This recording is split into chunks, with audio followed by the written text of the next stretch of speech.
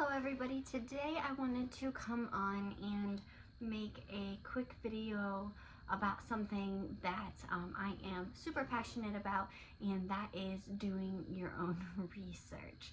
And yeah, that means Dr. Google.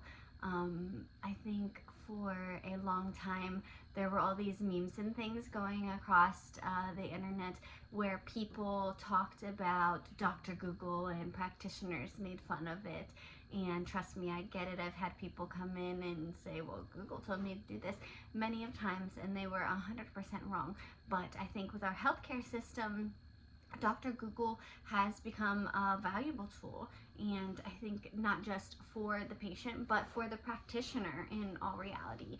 I've definitely seen a shift with my doctors a lot recently, where rather than them being like, why are you doing that, or that's stupid, which I definitely got a lot more in Florida than I get in Pennsylvania, but a lot of them are like, where did you find that research, or how did you know to do that, or that type of questions, which is obviously a whole lot more respectable. But it also shows that there's been a little bit of a shift in the mindset of even practitioners with the benefits of Dr. Google, and the fact that we do all have this information just at our fingertips about our own healthcare, and these ways to kind of receive it, because the healthcare system is strained and these doctors are so busy, especially in the US.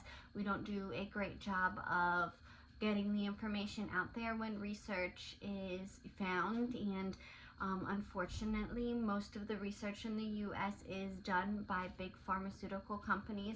So even when the small things happen, and these things that are groundbreaking or could affect your field, a lot of these doctors just, they don't find out about it, or it's not common practice, or it's not something that insurance is going to pay for. So is it even worth their time for them to be investing and doing the research on, because insurance isn't going to pay for it, and it's therefore really not something they can recommend. So our healthcare system fails in many ways there.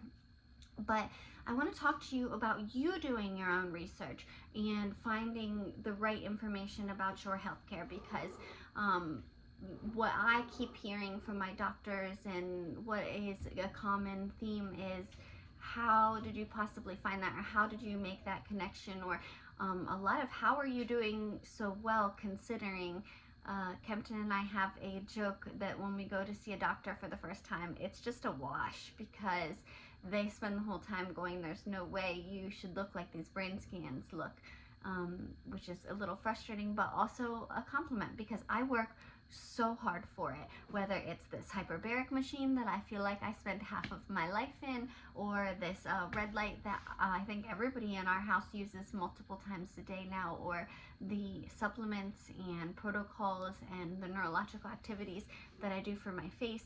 I work hard for it.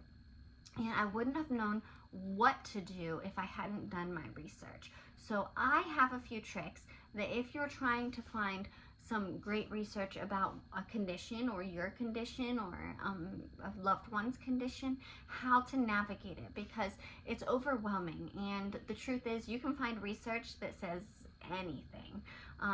So you have to kind of go into it unbiased and coming from multiple rounds and multiple directions and things like that. So my personal trick, and I always lean towards, number one, finding research that originates from another country. Not that there's anything wrong with US research, but traditionally US research is funded by big pharmaceutical companies, or has some type of background goal, or the goal is the research is to make it towards pharmaceuticals, which is not the treatment plan that I'm hoping for myself. I did radiation. We've been through the immuno things. It's not my goal. I've been down that alley.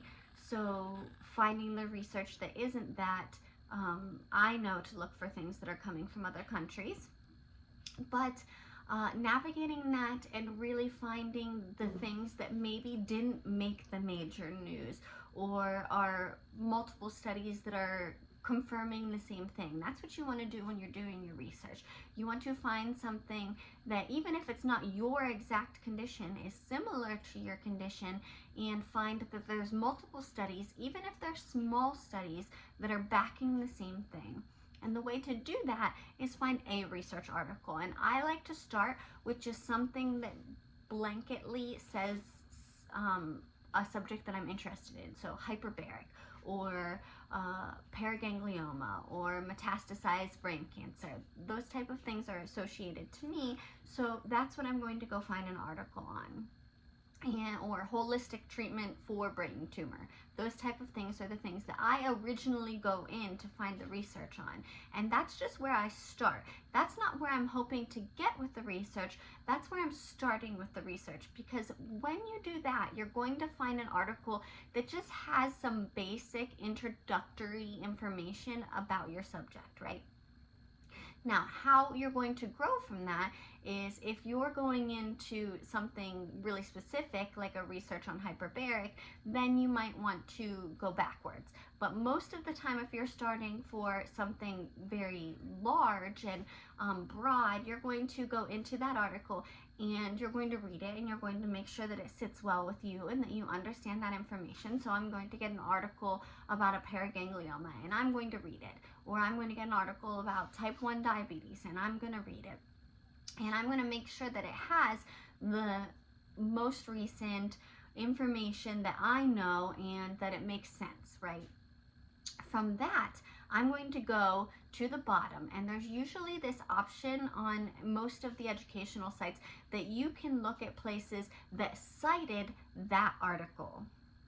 So what I'm going to do is I'm going to click there, and or I'm going to pick the title and copy and paste it and try to find other articles that cited that article. Because if you're out there doing research, and as somebody who did research, trust me, we learned this the hard way, you can't just come up with things. You can't publish something and get it peer reviewed unless every single thing that you have in there has previously been discovered or reviewed or looked at. So from there, I'm going to go find an article that used that article. And that's when you're going to start to find information that really matters. You're going to start to find how people are treating the paraganglioma. You're going to start to find how people are recognizing symptoms of type 1 diabetes. You're going to start finding these things, and you're going to be able to continue to build on them. Now, once you get into something extremely specific, you're going to do it the opposite direction. So say somebody says to me that I should be taking fenbendazole for a cancer treatment, and I want to learn more about it. I'm going to go find the article that they send me, or whatever it is, the information that they give me about this fenbendazole, and then I'm going to go backwards, and I'm going to go look at the articles that article cited, because I want to see how this is built. I want to see where we're growing from. I want to see all the other articles that are also discovering that this treatment, whatever it is, whether it's hyperbaric, red light, fenbendazole, any of those things that people are starting to discover or finding more and more important in cancer treatment or treatment for whatever the disease is that you're looking into. I want to see that it's growing in places and that people are continually recognizing its benefits, that it didn't hit a wall and go down the drain, right? This is my biggest advice to you when you're doing your research, is to navigate it that way. Don't try to go in here and find, if I were like holistic treatment for metastasized paraganglioma in the occipital lobe, and I'm going out there to look for research, I'm finding nothing. Not a thing whatsoever.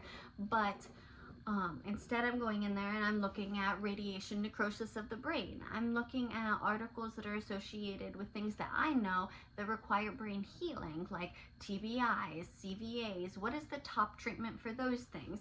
And I'm building on it, and I'm seeing if I can associate it back to my condition.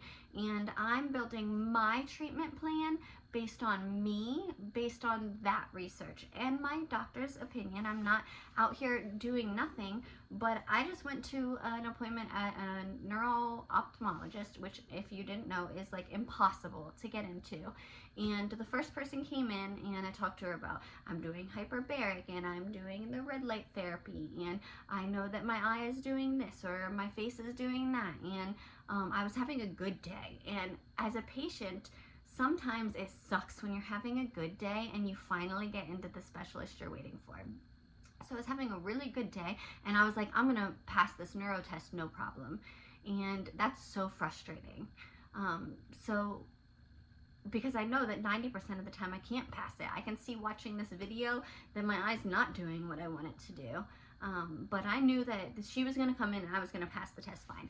So she gives me these tests, and you can tell she doesn't really believe what I'm saying, and she's kind of rolling her eyes, and she's like, oh, okay. I'm like, whatever. Writes it, documents it down, and leaves. Then they send in the student doctor, who's like the next level up, right? And she comes in and tell her all of the same things, which, why do we even do it in the first place? I don't know. But tell her all the same things. She's there documenting, she's running the same tests. And I'm telling her I'm cheating, or I can't always pass this, or normally I wouldn't be able to do this, or on an average day it doesn't look like this, and these type of things.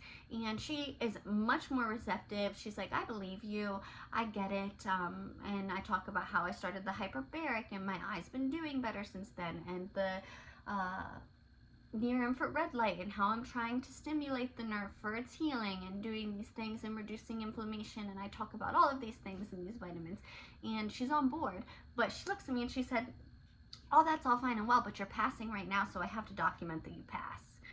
And okay, so why did I come to this appointment is kind of the feeling at this point. And then finally the doctor comes in. And he's kind of doing the same thing as the student, but he's looking into it a little bit more. And finally I said, I took a video. And I took a picture, and I show him. And I show him the picture of my eye stuck all the way out here. And I show him the video where I drew the line down my face. And he goes, I see it. And then he was interested. And he was like, what are you doing? And I told him I was doing the hyperbaric, and I was doing the red light, and I was doing all of these vitamins and nutrients and things like that, and these eye exercises, and I'm trying to incorporate PNF, and I do the inversion yoga, and I'm just kind of going through it. And he goes, you have learned to compensate in a way that a child would if they were born with some type of eye injury. And it's unbelievable. So he completely disregarded me initially. Then he finally believed that the symptoms were real. Then he wanted to know how I did it. And he gave me a few diagnoses, and I told him, he handed me one, he was going to explain it, and I said, oh yeah, I read all about this the other day. And he was like, if you knew that that's what it was, why didn't you tell me? And I was like, would you have believed me? Like, would you have? If you can't find it on your own, would it have mattered? It would have been, my whole appointment would have been a wash. And he said, not anymore, I'm a big believer in Dr. Google. So, the information's out there.